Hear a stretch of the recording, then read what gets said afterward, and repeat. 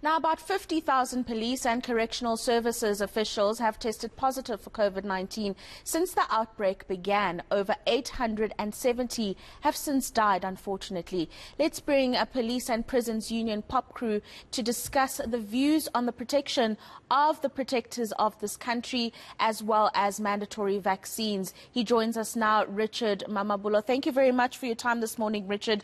Just give us a broad sense of what measures are being taken to protect police officials and those who work within the correctional services system. Thank you. I think one of the contributing factors towards the high rise in infections back then was due to the fact that there were no sufficient PPEs. I think it was quite common, not only within the SAPS, but within most departments as well.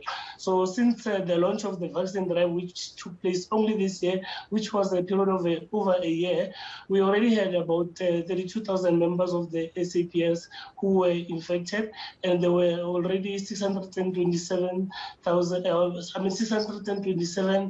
fatalities. That then shows that because since the vaccination started, we've already vaccinated around 111,000 of our members within the SAPS. It definitely demonstrates that the vaccination has obviously saved lives. Now, we have been encouraging our members, and we continue to encourage them to go out and vaccinate whatever the numbers that are left. And of course, this is something that we feel would save lives. But we are against any form of mandatory vaccination because the Constitution as well protects individual rights, and the right not to be subjected to medical or scientific experiments without one's informed consent is something that is worrying.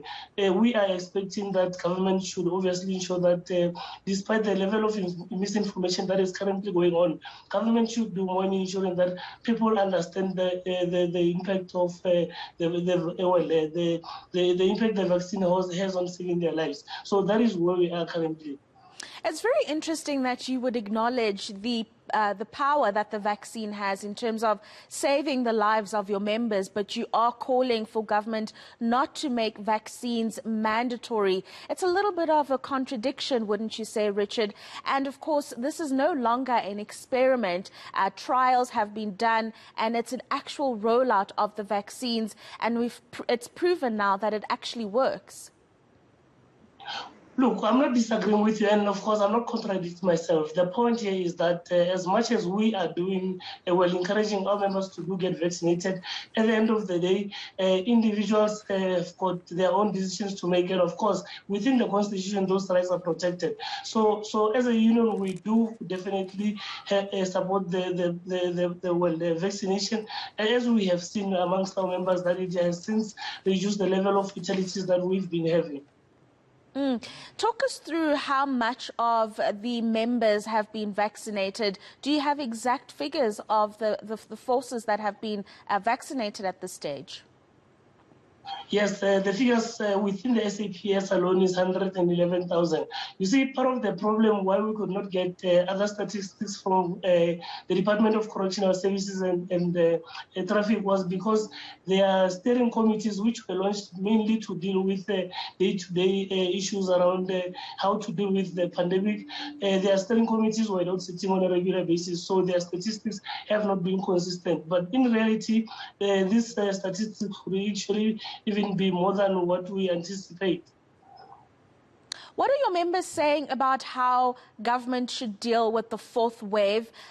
Initiating lockdowns and restrictions are going to need a lot of the forces on the ground. So I'm just wondering what your members are saying about how government should be dealing with the fourth wave. Look, I think it was quite evident even from the time when it was initially announced last year that our members will be in the forefront, in the front line. So our members, of course, are concerned, but we think that as much as there is a need to ensure that during the festive season there is visibility, one of the things that government should do is to ensure that there are other measures of encouraging people to get vaccinated.